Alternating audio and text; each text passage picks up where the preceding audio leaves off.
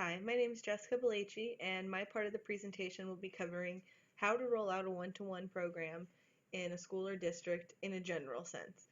And then the rest of the presentation will focus on a lot of these topics in a deeper sense. The first consideration when designing a one-to-one rollout is how to choose the right device. There are a couple different areas that you can look at. Number one being hardware. When you're looking at a device, you want to consider the speed, the battery life, and also the portability, among other things. The speed, meaning what will your devices be used for, and how fast do you think they need to be? Things like gaming, coding, video editing tend to use a lot of data and need quick access and will need a lot of speed.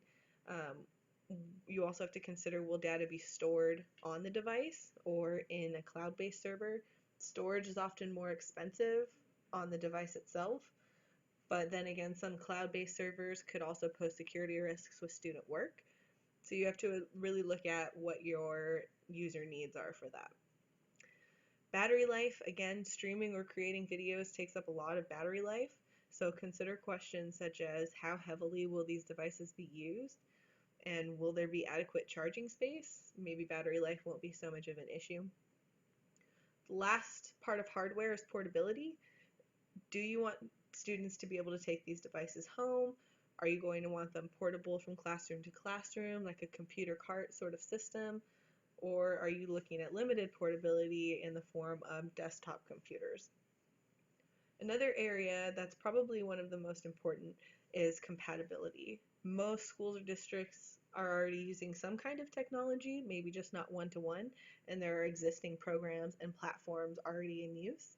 So when you're rolling out a one-to-one program, you need to consider if this new device and this new software is going to integrate seamlessly with the already supported platforms so that things aren't conflicting with each other.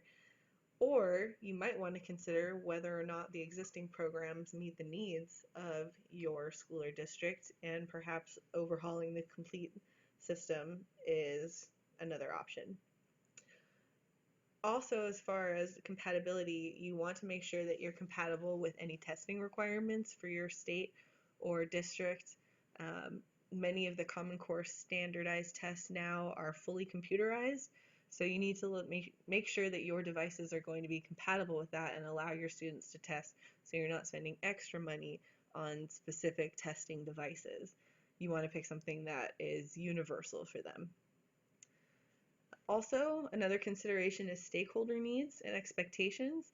I contacted Dennis Danielson, the coordinator of blended and online learning for the JCCS district, and he said that for their one-to-one program rollout, input was provided by the ITS staff, teacher leaders, JCCS administrators, and also students and parents via a survey that went out.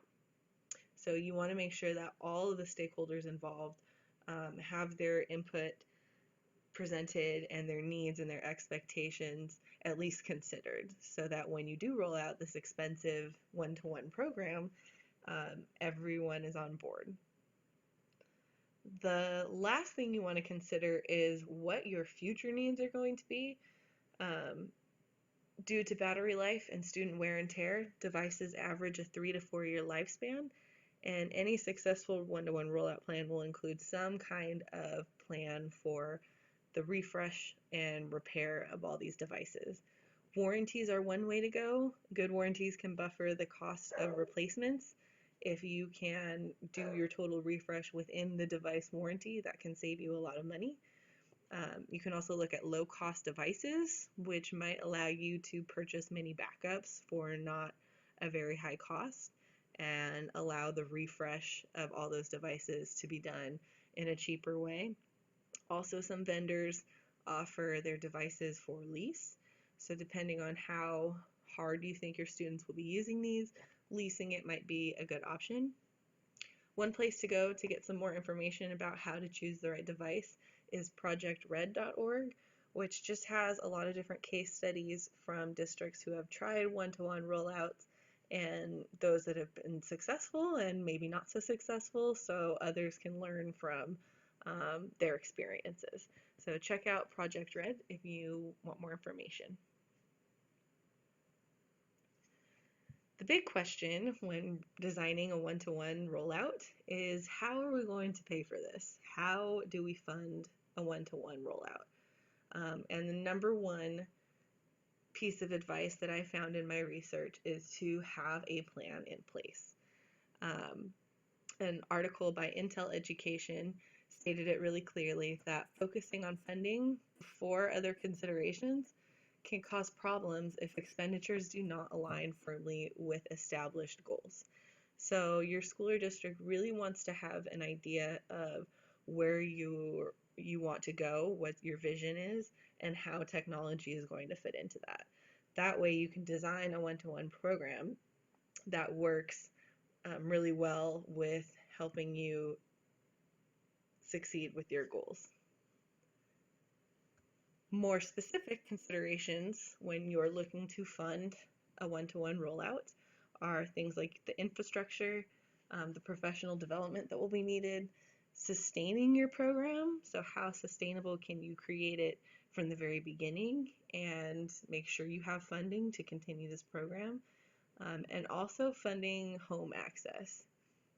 So when we talk about infrastructure, we're talking about things like the bandwidth, what kind of internet you're going to have for these devices, how it's going to be able to work with many devices that come with a one-to-one rollout.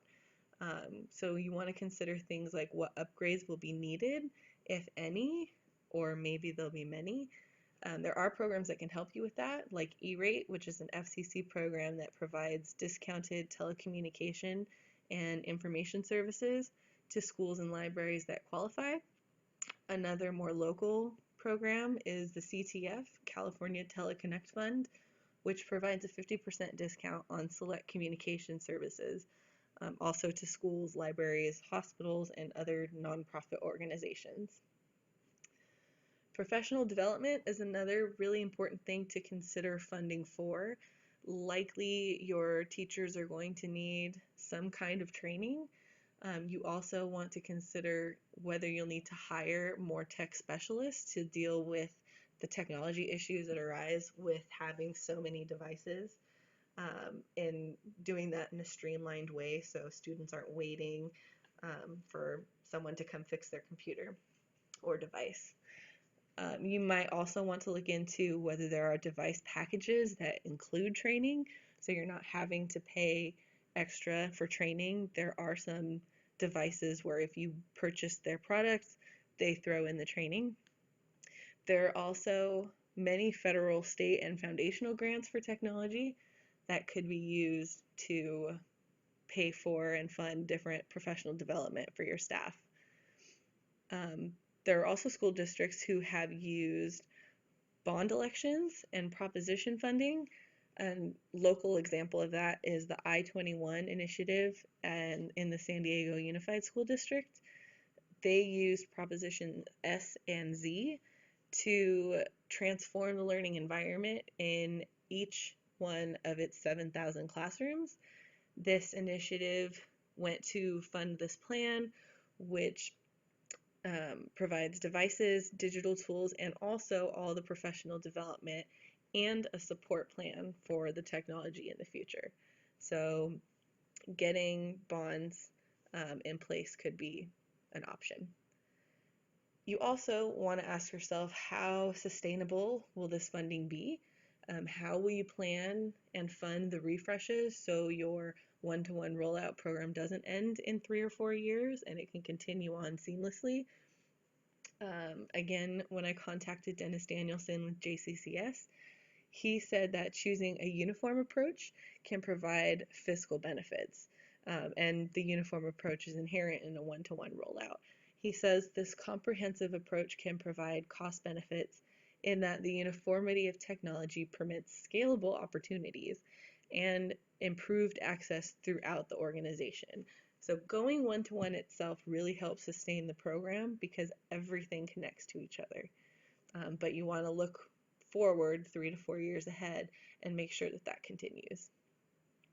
The last area of consideration could be home access. It may or may not be part of your plan, so that's a question you need to ask. Is home access a concern for your users or your stakeholders? If it is, there are low-cost programs all over the country. For example, everyoneon.org provides low-cost internet access by partnering with telecom giants Comcast and Cox Communications. Families that qualify for reduced or free lunch programs automatically qualify, and there are also some zip codes that may qualify regardless of their income level.